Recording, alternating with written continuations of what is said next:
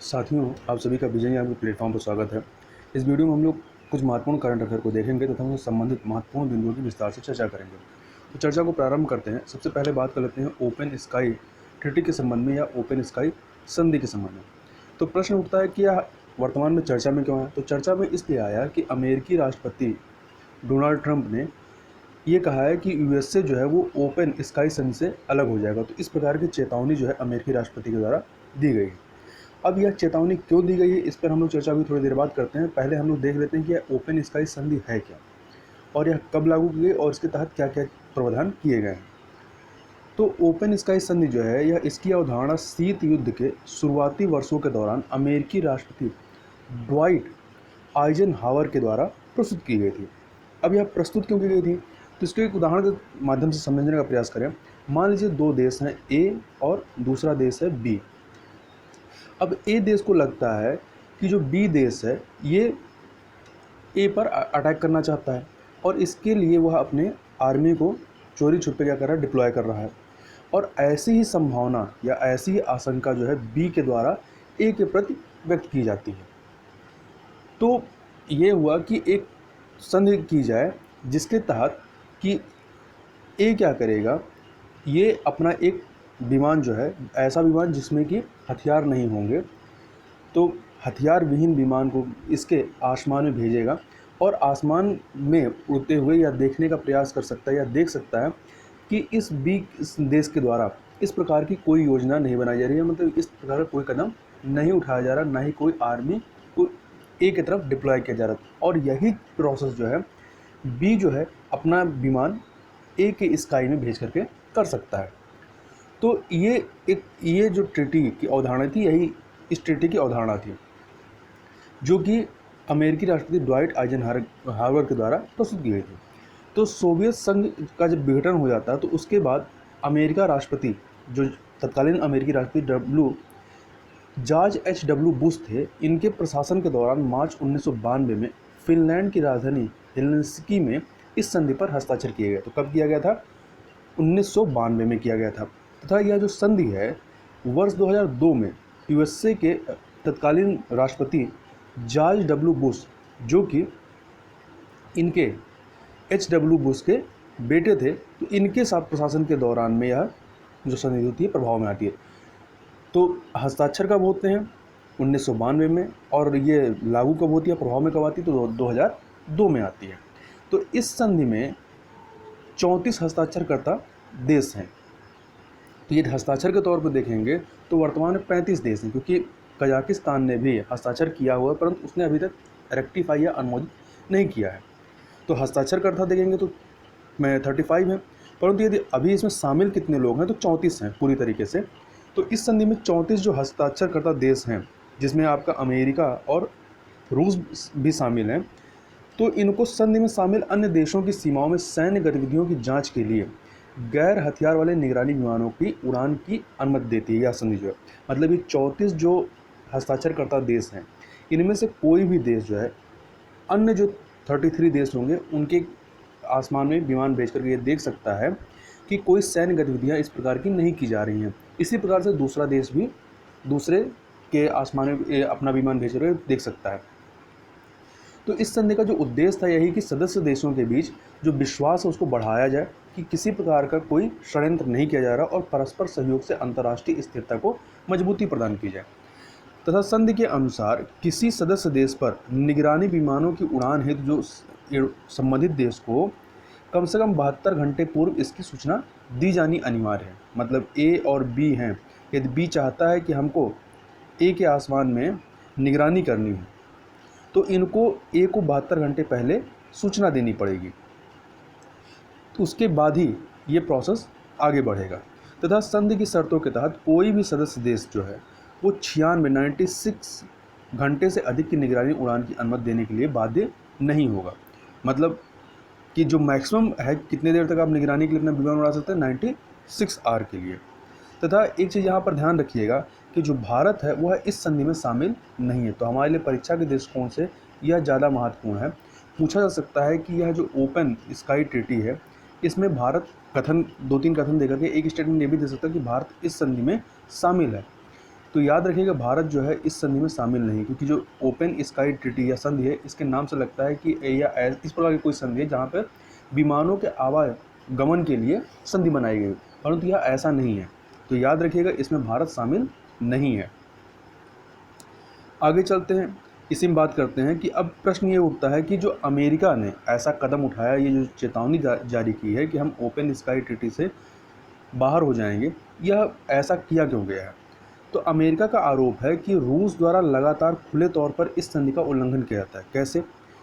America का आरोप है कि जब रशिया अपने विमान को भेजता है निगरानी के लिए अमेरिका में, तो अमेरिका के जो संवेदनशील इलाके हैं वह उसकी निगरानी करता है, वहाँ संबंधित डेटा को कलेक्ट करता है, जिससे कि जब भविष्य में युद्ध होगा तो रशिया जो है वह अमेरिका पर उन जगहों पर, उन संवेदनशील जगहों पर अटैक कर सके, जिसके जवाब में रशिया के द्वारा ऐसा कुछ करने से इनकार किया गया है। अब प्रश्न ये उठता है कि अमेरिका की ये जो चेतावनी जारी की गई है, इससे इसका दूरगामी प्रभाव क्या होगा? तो दूरगामी प्रभाव ये कि होगा, एक संधि है जिसका नाम है सामरिक सशस्त्र न्यूनीकरण संधि या स्ट्रेटजिक आर्म्स रिडक्शन ट्रीटी, इसको हम लोग शॉर्ट में स्टार्ट के नाम से कहते हैं। तो यह जो संधि है यह अमेरिका तथा रूस के बीच सामरिक हथियारों में कमी लाने तथा उन्हें सीमित करने संबंधी एक संधि है, जिसको 5 फरवरी 2011 को इस संधि को लागू किया गया था, तथा यह जो संधि है यह फरवरी 2021 में समाप्त हो रही है। तो उम्मीद यही है कि यह संभावना व्यक्त की जा रही है कि अमेरिका जो है इस संधि को पुनः नवीनीकरण नहीं करना चाहेगा। तो इस प्रकार से फरवरी 2021 में यह संधि पूरी तरीके से समाप्त हो जाएगी। इसके अलावा वर्ष 2019 में अमेरिका ने पश्चिम देशों और रूस के बीच जो एक संधि हुई थी जिसका नाम था मध्यम दूरी परमाणु बल संधि या इंटरमीडिएट रेंज न्यूक्लियर फोर्स, जिसको हम लोग शॉर्ट में INF ट्रीटी के नाम से भी जानते हैं, इससे भी स्वयं को अलग कर लिया था। तो अमेरिका ने पहले ही यह जो ट्रीटी थी इससे अलग कर चुका है। अब जो अगला वाला स्टार्ट ट्रीटी है इससे भी उसको समाप्त करने की या उसको पुनः नवीनीकरण न करने की संभावना है। और यह जो INF ट्रीटी थी यह कब लागू की गई थी या कब संधि हुई थी? तो 1987 में यह संधि हुई थी। अब आगे चलते हैं, आगे बात कर लेते हैं कांगड़ा चाय के संबंध में। तो कांगड़ा चाय वर्तमान में चर्चा में क्यों है? तो चर्चा में यह इसलिए आया कि अंतर्राष्ट्रीय चाय दिवस जो कि 21 मई को मनाया गया है। याद रखिएगा 21 मई को अंतर्राष्ट्रीय चाय दिवस मनाया गया। इस बार महत्वपूर्ण इसलिए क्योंकि पहली बार जो है 2020 में पहली बार अंतर्राष्ट्रीय चाय दिवस मनाया जा रहा है, और इसका जो प्रस्ताव दिया गया था वह भारत के द्वारा ही दिया गया था। तो इसलिए यह महत्वपूर्ण है, पूछा जा सकता है कि अंतर्राष्ट्रीय चाय दिवस कब मनाया था? तो 21 मई को। तो इस अवसर पर हिमाचल प्रदेश के पालमपुर स्थित हिमालय जैव संपदा प्रौद्योगिकी संस्थान अर्थात शॉर्ट में कहें तो IHBT में आयोजित एक सेमिनार में वैज्ञानिकों द्वारा इस बात की पुष्टि की गई है कि जो कांगड़ा चाय है इसमें ऐसे गुण विद्यमान हैं जो कोरोना वायरस के संक्रमण से प्रभावी रूप से लड़ने में सक्षम है। अब इसके संबंध में अन्य चीज़ें देखें तो जो Indian council of medical research है या ICMR, इसके द्वारा कोविड-19 से लड़ने के लिए जो संशोधित प्रोटोकॉल जारी किया गया है इसमें प्रतिरोधक क्षमता में सुधार और उपचार के लिए पहले क्या दिया जा रहा था? हाइड्रोक्सी क्लोरोक्विन दिया जा रहा था। ठीक, हाइड्रोक्सी क्लोरोक्विन जो कि मलेरिया की दवा है। अब जो संशोधित प्रोटोकॉल है इसके तहत इसके स्थान पर HIV रोधी जो दवा है उसके उपयोग को बेहतर विकल्प के रूप में देखा जा रहा है। तथा यह जो कांगड़ा चाय है, कांगड़ा चाय के बारे में यह संभावना व्यक्त की जा रही है कि इस चाय में जो मौजूदा रसायन है वो प्रतिरक्षा क्षमता बढ़ाने और कोरोना वायरस संक्रमण को अवरुद्ध करने में HIV रोधी दवाओं की तुलना में अधिक कारगर सिद्ध हो सकते हैं। अब ऐसा कहा क्यों जा रहा है? कहा इसलिए जा रहा है क्योंकि वैज्ञानिकों द्वारा कंप्यूटर आधारित मॉडल का उपयोग करते हुए जैविक रूप से सक्रिय 65 रसायनों या पॉलीफेनोल्स का परीक्षण किया गया है। ये जो पॉलीफेनोल्स या रसायन हैं ये कोविड-19 से ग्रस्त मरीजों के इलाज के लिए स्वीकृत HIV रोधी दवाओं की तुलना में अधिक कुशलता एवं व्यावसायिक रूप से एक विशिष्ट वायरल प्रोटीन को बांध सकते हैं। तथा परीक्षण में देखा गया है कि ये जो रसायन है, ये जो 65 रसायन या पॉलीफेनोल्स हैं, ये उन वायरल प्रोटीनों की गतिविधि को अवरुद्ध करने में सक्षम है जो मानव कोशिकाओं में वायरस, जो कोविड-19 वायरस है, इसके पनपने हेतु अनुकूल परिस्थितियाँ उपलब्ध कराते हैं। तो इस प्रकार से क्या करते हैं, उनकी गतिविधियों को अवरुद्ध कर देगा, तो जो वायरस है उसका प्रसार जो रुक जाएगा। अब देख लेते हैं कांगड़ा चाय के संबंध में। तो कांगड़ा चाय के बारे में यदि बात करें तो यह कांगड़ा चाय, कांगड़ा नामक एक स्थान है हिमाचल प्रदेश में। तो यह जो कांगड़ा है, यह भारत के सबसे छोटे चाय उत्पादक क्षेत्रों में से एक है। तथा यहाँ पर जो कांगड़ा चाय है, ये दो चाय जो होती है हरी और काली दोनों प्रकार की होती है। तथा इसमें से जो ज़्यादा जो उगाई जाती है या जिसका प्रोडक्शन ज़्यादा होता है वो काली चाय है। तथा इन दोनों में डिफरेंस देखें तो काली कांगड़ा चाय का जो स्वाद होता है यह स्वाद में मीठी होती है, जबकि जो हरी चाय है इसका स्वाद जो है सुगंधित लकड़ी के समान होता है। तथा ये जो कांगड़ा चाय है इसका निर्यात पेशावर के रास्ते काबुल और मलेशिया में भी किया जाता है। तथा यहाँ ध्यान रखिएगा, कांगड़ा चाय को भौगोलिक संकेतक का टैग या जीआई टैग प्रदान किया जा चुका है। अब यह जो संस्था, इसके बारे में थोड़ी सी बात कर लें। हिमालय जैव संपदा प्रौद्योगिकी संस्थान, तो इसकी स्थापना सितंबर 1942 में भारत सरकार द्वारा एक स्वायत्त निकाय के रूप में की गई थी। इस संस्थान द्वारा संपूर्ण भारत में CSIR की मौजूदगी में 38 राष्ट्रीय प्रयोगशालाओं, 39 दूरस्थ केंद्रों, 3 नवोन्मेषी कॉम्प्लेक्सों और 5 यूनिटों के सक्रिय नेटवर्क का संचालन किया जा रहा है। आगे चलते हैं, आगे बात कर लेते हैं खेलों को उद्योग का दर्जा दिए जाने के संबंध में। इंडस्ट्री स्टेटस टू स्पोर्ट्स, तो यह कहाँ पर दिया गया है? तो पूर्वोत्तर भारत के राज्य मिजोरम ने रोजगार सृजन के उद्देश्य से खेलों को उद्योग का दर्जा दिया। तो यह परीक्षा में प्रश्न पूछा जा सकता है कि हाल ही में किस राज्य ने खेलों को उद्योग का दर्जा दिया? तो याद रखिएगा मिजोरम ने दिया है। और इसका निर्णय जो है वह इस निर्णय का जो मुख्य लक्ष्य है वो राज्य के खेलों को पेशेवर बनाना है। तथा मिजोरम की बात करें तो मिजोरम को विशेष रूप से फुटबॉल खेल के लिए जाना जाता है। मतलब यहाँ मेनली फुटबॉल खेला जाता है और फुटबॉल जो है वह राज्य की सर्वोच्च football league Mizoram premier league के माध्यम से प्रतिस्पर्धात्मक रूप से खेला जाता है। और उसके जो बहुत सारे जो खिलाड़ी हैं, जो खेलों से संबंधित जो लीग होती है IPL जैसी, उसमें ये खेलते हैं। तथा मिजोरम में देश भर के प्रमुख क्लबों के लिए जो फुटबॉल खेलने वाले खिलाड़ी हैं उनकी अच्छी खासी संख्या ये मिजोरम के खिलाड़ियों की है उसमें। तथा हाल के वर्षों में यहाँ पर हॉकी और भारोत्तोलन में भी काफ़ी विकास हुआ। मतलब राज्य ने हॉकी और भारोत्तोलन में भी अच्छा प्रदर्शन किया है। आगे चलते हैं, आगे बात कर लेते हैं पुटियंस सैक्टन्स के संबंध में। तो पुटियंस सैक्टन्स है क्या? तो याद रखिएगा, दे सकता है परीक्षा में कि नाम लिख करके पुटियंस सैक्टन्स अभी हाल ही में चर्चा में आता है, यह क्या है? कोई वृक्ष है कि क्या है ये? तो याद रखिएगा यह अभी खोजी गई एक मछली की नई प्रजाति है। ठीक है, अब इसके संबंध में अन्य चीज़ें बात करते हैं।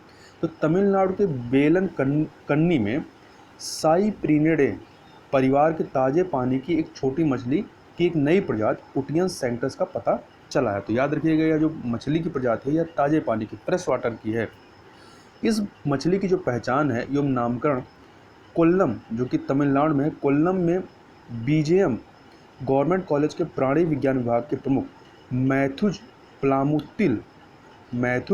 प्लामुत्तिल द्वारा किया गया है। और इस मछली के बारे में बात करें तो यह मछली अत्यंत छोटी होती है। ये जिसके आकार को देखें तो यह 7 सेंटीमीटर की लंबाई तक बढ़ती है।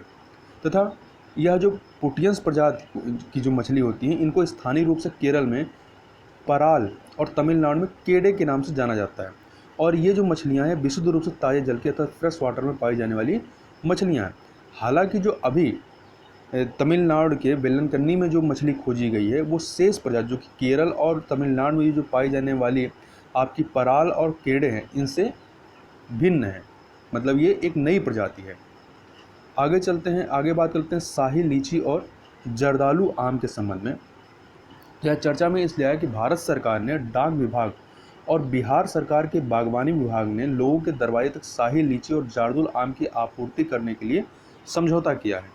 मतलब अब आप ऑनलाइन ऑर्डर देंगे और आपके घर पर यह जो शाही लीची है और जर्दालू आम ये पहुंचा दिया जाएगा। अब ऐसा किया क्यों गया है कि गौरतलब है कि कोविड-19 कारण जो है, जो राष्ट्रव्यापी लॉकडाउन है, इसमें लीची एवं आम उत्पादकों को बाजार तक अपने उत्पादों को ले जाने में परेशानियों का सामना करना पड़ रहा है। और ये ऐसे प्रोडक्ट हैं कि इनको आप बहुत लंबे टाइम तक नहीं रख सकते हैं, इनके ख़राब होने का पूरा खतरा है। तो इसी वजह से यह जो पहल है इसको प्रारंभ किया गया है। तो अब सबसे पहले हम लोग बात करते हैं शाही लीची के संबंध में। तो शाही लीची जो है इसकी खेती मुख्य रूप से बिहार में मुजफ्फरपुर और इसके आसपास के ज़िलों में की जाती है। और यदि इसकी पैदावार यहाँ पर देखें तो प्रत्येक वर्ष लगभग 3 लाख टन का उत्पादन यहाँ पर शाही लीची का किया जाता है। और वर्ष 2008 में शाही लीची को भौगोलिक संकेत तथा जीआई टैग प्रदान किया गया। तो ये शाही लीची आपका मुजफ्फरपुर और उसके आसपास के क्षेत्र में ही उगाया जाता है। अब बात कर लेते हैं जर्दालू आम के संबंध में। तो जर्दालू आम जो है यह बिहार के भागलपुर का जो जर्दालू आम है अपनी अनोखी खुशबू के कारण दुनिया भर में प्रसिद्ध है। यह जो किस्म होती है हल्की पीली परत और मिठास के लिए जानी जाती है तथा जर्दालू आम को सबसे पहले खड़गपुर के महाराजा रहमत अली खान बहादुर द्वारा भागलपुर क्षेत्र में लगाया गया था तथा वर्ष 2018 में जर्दालू आम को भौगोलिक संकेतक तथा जीआई टैग प्रदान किया गया है। तो इस तरह से आपका शाही लीची और जर्दालू आम दोनों को ही जीआई टैग मिला हुआ है। और एक चीज़ याद ध्यान रखिएगा कि चूँकि इधर बीच जो है जीआई टैग से संबंधित बहुत सारे न्यूज जो चर्चा में नहीं, बहुत सारे उत्पादों को जीआई टैग दिया गया और बहुत सारे ऐसे उत्पाद चर्चा में आए जिनको जीआई टैग मिला हुआ है। तो इसलिए परीक्षा में, किसी भी परीक्षा में जीआई टैग से प्रश्न बनने की पूरी संभावना रहेगी। तो इसलिए जीआई टैग वाली चीज़ों को एक बार ध्यान से देख लीजिएगा। आगे चलते हैं, आगे बात कर लेते हैं मेरा पानी मेरी विरासत योजना के संबंध में। तो यह चर्चा में क्यों आया? तो चर्चा में इसलिए आया कि हरियाणा के किसानों द्वारा राज्य सरकार द्वारा हाल ही में शुरू की गई मेरा पानी मेरी विरासत योजना के विरोध में ट्रैक्टर मार्च निकाला गया। किसानों द्वारा इस विरोध प्रदर्शन को जो नाम दिया गया उसका नाम दिया गया है किसान बचाओ खेती बचाओ अभियान। तो यहाँ पर एक बात याद रखिएगा, परीक्षा में पूछा जाए कि मेरा पानी मेरी विरासत योजना किस राज्य सरकार की योजना है, तो हरियाणा राज्य सरकार की योजना है। अब इस योजना के तहत क्या प्रावधान है उसको जरा से देख लेते हैं। तो मेरा पानी मेरी विरासत योजना जो है यह हरियाणा सरकार द्वारा जल संरक्षण के उद्देश्य से प्रारंभ की गई है तथा इसमें क्या है कि राज्य सरकार पानी की अधिक खपत वाले धान के स्थान पर ऐसी फसलों को प्रोत्साहित करेगी जिनके लिए कम पानी की आवश्यकता होती है, क्योंकि धान की फसल के लिए काफ़ी ज़्यादा मात्रा में पानी की आवश्यकता होती है। तो इससे क्या हो रहा है कि वहाँ पर बड़े पैमाने पर हरियाणा में धान खेती की जाती है, जिससे कि जो जल स्तर है वो काफ़ी नीचे जाता जा रहा है। और योजना के तहत क्या है कि आगामी जो खरीफ की सीज़न होगी इसके दौरान धान के अलावा अन्य वैकल्पिक फसलों की बुआई करने वाले किसानों को प्रोत्साहन राशि के रूप में प्रति एकड़ 7,000 रुपये प्रदान किए जाएंगे। अब प्रश्न उठता है कि विरोध का कारण क्या है? तो विरोध का कारण कई सारे, जैसे किसानों का मत है कि राज्य सरकार को यह तय करने का निर्णय किसानों पर छोड़ देना चाहिए कि वो अपने खेत में कौन सी फसल उगाएंगे, मतलब कि यह निर्णय सरकार ना करे। दूसरा, किसानों का तर्क है कि मक्का जैसी जो वैकल्पिक फसलें बोने के लिए कहा जा रहा है सरकार के द्वारा, तो यहाँ के जो अधिकतर ब्लॉक हैं, ब्लॉक के अधिकांश हिस्सों की जो मिट्टी और जलवायु है वो उनके अनुकूल यहाँ पर स्थितियाँ विद्यमान नहीं है जो मक्के या जो अन्य मतलब वैकल्पिक फसलों की बात की गई है। तथा तीसरा तर्क इनका यह है कि जो प्रोत्साहन राज्य सरकार के द्वारा दी जा रही है यह भी पर्याप्त नहीं है। तो इस वजह से किसानों के द्वारा इसका विरोध किया जा रहा है। तो इस योजना के बारे में याद रखिए किस राज्य सरकार की योजना है। आगे चलते हैं, आगे बात कर लेते हैं मधुमक्खी पालन के संबंध में। तो यह चर्चा में इसलिए आया कि अभी हाल ही में राष्ट्रीय सहकारी विकास निगम अर्थात NCDC द्वारा आयोजित वेबिनार को संबोधित करते हुए केंद्रीय कृषि एवं किसान कल्याण मंत्री ने कहा है कि किसानों की आय दोगुनी करने के अपने लक्ष्य के तहत सरकार जो है वो मधुमक्खी पालन को भी बढ़ावा दे रही है। तो जिससे कि 2022 तक जो सरकार का लक्ष्य है कि 2022 तक किसानों की आय दोगुनी करना है, तो उस प्रक्रिया में इसको भी शामिल किया गया है। मधुमक्खी पालन को भी बढ़ावा दिया जा रहा है जिससे कि किसानों की आय दोगुनी की जा सके। अब मंत्री महोदय द्वारा जो कुछ मुख्य बातें बताई गई हैं उनको भी देख लेते हैं। तो एक चीज़ यहाँ पे ध्यान रखिए कि सरकार ने जो अभी आत्मनिर्भर भारत अभियान प्रारंभ किया है इसके तहत मधुमक्खी पालन के लिए 500 करोड़ रुपए का आवंटन किया है। साथ ही यह बताया गया कि भारत में वर्ष 2005-06 की तुलना में अब जो शहद उत्पादन है वो 242% बढ़ गया है। वहीं इसके निर्यात में 265% की वृद्धि हुई है। तथा जो नवीनतम आंकड़े दर्शाते हैं कि भारत जो है विश्व में शहद के 5 सबसे बड़े उत्पादकों में शामिल है, जबकि 2017-18 में शहद उत्पादन में भारत जो है 8वें स्थान पर था। तो ये जो भारत से पहले जो सबसे बड़े उत्पादक देश हैं उनके बारे में एक बार देख लेते हैं। तो सबसे बड़ा शहद उत्पादक देश कौन सा है? चाइना है। सबसे ज़्यादा उत्पादन भी करता है और सबसे बड़ा एक्सपोर्टर भी है, मतलब सबसे ज़्यादा निर्यात करने वाला देश भी जो है वो चाइना ही है। इसके अलावा दूसरे नंबर पर टर्की है, फिर अमेरिका है, ईरान है, और आपका 5वें पे भारत को बताया गया है। यदि भारत के संबंध में बात करें कि भारत में सबसे ज़्यादा शहद का उत्पादन कहाँ पे होता है, तो भारत में सबसे ज़्यादा शहद का उत्पादन पंजाब में होता है। और यह भी याद रखिएगा कि विश्व मधुमक्खी दिवस जो होता है, वर्ल्ड बी डे, यह प्रत्येक वर्ष 20 मई को मनाया जाता है। तो अभी हाल ही में 20 मई को विश्व मधुमक्खी दिवस मनाया गया है, और पहली बार जो ये विश्व मधुमक्खी दिवस है वो 2018 में मनाया गया था, और यह क्या है, तीसरी बार मनाया जा रहा है। और इस बार की जो थीम है वो क्या है, बी इंगेज्ड। तो थीम याद रखिएगा, बी इंगेज्ड। और कब मनाया गया विश्व मधुमक्खी दिवस, 20 मई को।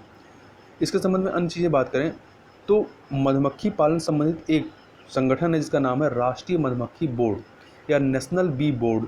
तो यह करता क्या है, तो यह पहले देख लेते हैं इसके संरचना के संबंध में। तो यह कृषि और किसान कल्याण मंत्रालय के अंतर्गत कार्यरत संस्था है, और इसकी स्थापना कब हुई थी, 1860 में इसकी स्थापना की गई थी, और वर्ष 2006 में इसका पुनर्गठन किया गया था, और इसका हेडक्वार्टर कहाँ है, नई दिल्ली में है। तथा यह सोसाइटी अधिनियम 1860 के तहत इसको सूचीबद्ध संस्थान के रूप में स्थापित किया गया था। और यह करती क्या है, तो यह कृषकों को लघु कृषक कृषि व्यवसाय कंसोर्डियम या शॉर्ट में कहें तो SFAC के माध्यम से बीज उपलब्ध कराने का कार्य करती है या बीज उपलब्ध करवाती है। तथा राष्ट्रीय बागवानी मिशन के जरिए यह जो नेशनल बी बोर्ड है, इसको वित्त की प्राप्ति होती है। मतलब नेशनल बी बोर्ड को वित्त फंडिंग कहाँ से आती है, तो राष्ट्रीय बागवानी मिशन के तहत इसको फंडिंग दी जाती है। तथा जो राष्ट्रीय मधुमक्खी बोर्ड है, राष्ट्रीय मधुमक्खी बोर्ड ने राष्ट्रीय मधुमक्खी पालन एवं मधु मिशन, जिसको इंग्लिश में कहें तो national beekeeping and honey mission या शॉर्ट में NBHM, इसके लिए मधुमक्खी पालन के प्रशिक्षण हेतु, मतलब ये जो योजना है या जो मिशन है, इसके लिए मधुमक्खी पालन के प्रशिक्षण 4 मॉड्यूल बनाए गए हैं, जिनके माध्यम से देश में 30 लाख किसानों को प्रशिक्षण दिया गया है, और इन्हें सरकार के द्वारा वित्तीय सहायता भी उपलब्ध कराई गई, जिससे कि मधुमक्खी पालन को बढ़ावा दिया जा सके। तथा यह जो राष्ट्रीय मधुमक्खी पालन एवं मधु मिशन है NBHM, यह एक केंद्रीय क्षेत्रक योजना है, मतलब सेंट्रल सेक्टर स्कीम है, जिसे भारत सरकार द्वारा मुख्य रूप से मीठी क्रांति या स्वीट रिवोल्यूशन के लक्ष्य को प्राप्त करने हेतु वैज्ञानिक मधुमक्खी पालन के विकास और समग्र संवर्धन के लिए शुरू किया गया। तो याद रखिएगा, यदि पूछा जाए कि मीठी क्रांति किससे संबंधित है या स्वीट रिवोल्यूशन किससे संबंधित है, तो यह क्या कहते हैं, शहद के उत्पादन से संबंधित या मधुमक्खी पालन से संबंधित है। तो सरकार ने मीठी क्रांति या स्वीट रिवोल्यूशन के तहत हनी मिशन की भी घोषणा की है। तो ये दोनों, मीठी क्रांति और हनी मिशन, दोनों ही किससे संबंधित है, शहद उत्पादन और मधुमक्खी पालन से संबंधित है। तो ये जो हनी मिशन है या मीठी स्वीट रिवोल्यूशन के तहत ही इसकी घोषणा की गई है। और इसके अलावा सरकार के द्वारा जो अन्य कदम उठाए गए उसको भी देखें तो प्रधानमंत्री की आर्थिक सलाहकार परिषद द्वारा प्रोफेसर देवराय की अध्यक्षता में मधुमक्खी पालन विकास समिति या इंग्लिश में कहें तो beekeeping development committee BDC का भी गठन किया गया था। इस कमेटी का जो उद्देश्य था वह था कि भारत में मधुमक्खी पालन को बढ़ावा देने के नए तरीकों की पहचान करना तथा जिससे कृषि उत्पादकता, रोजगार सृजन और पोषण सुरक्षा बढ़ाने तथा जैव विविधता को बनाए रखने में मदद मिल सके। तो इस कमेटी ने अपनी कई सारी सिफारिशों को बताया है। तो इसकी कई सारी सिफारिशें हैं, इसमें से 2 महत्वपूर्ण सिफारिशें हैं जिनके बारे में हमें पता होना चाहिए। पहला, इनकी एक सिफारिश ये है कि जो मधुमक्खियों को कृषि उत्पाद के रूप में देखा जाना चाहिए तथा जो भूमिहीन मधुमक्खी पालक हैं उनको भी किसान का दर्जा दिया जाना चाहिए। तो पहली चीज़, मधुमक्खियों को कृषि उत्पाद के रूप में देखा जाना चाहिए तथा भूमिहीन मधुमक्खी पालकों को किसान का दर्जा दिया जाना चाहिए। दूसरी इनकी महत्वपूर्ण सिफारिश यह है कि राष्ट्रीय मधुमक्खी बोर्ड को संस्थागत रूप दिया जाए, मतलब एक ढांचागत इसको रूप दिया जाए तथा कृषि और किसान कल्याण मंत्रालय के तहत इसको शहद और परागण बोर्ड, मतलब अभी इसका नाम क्या है, राष्ट्रीय मधुमक्खी बोर्ड है, इसका नाम इन्होंने कहा कि शहद और परागण बोर्ड कर देना चाहिए। तो ये इनकी कई सिफारिशों में से ये 2 महत्वपूर्ण सिफारिशें इनके द्वारा बताई गई हैं। तो इस प्रकार से हमने यहाँ पर कुछ महत्वपूर्ण करंट अफेयर को देखा। तो इस वीडियो में बस इतना ही, मिलते हैं नेक्स्ट वीडियो में, तब तक के लिए बहुत बहुत धन्यवाद।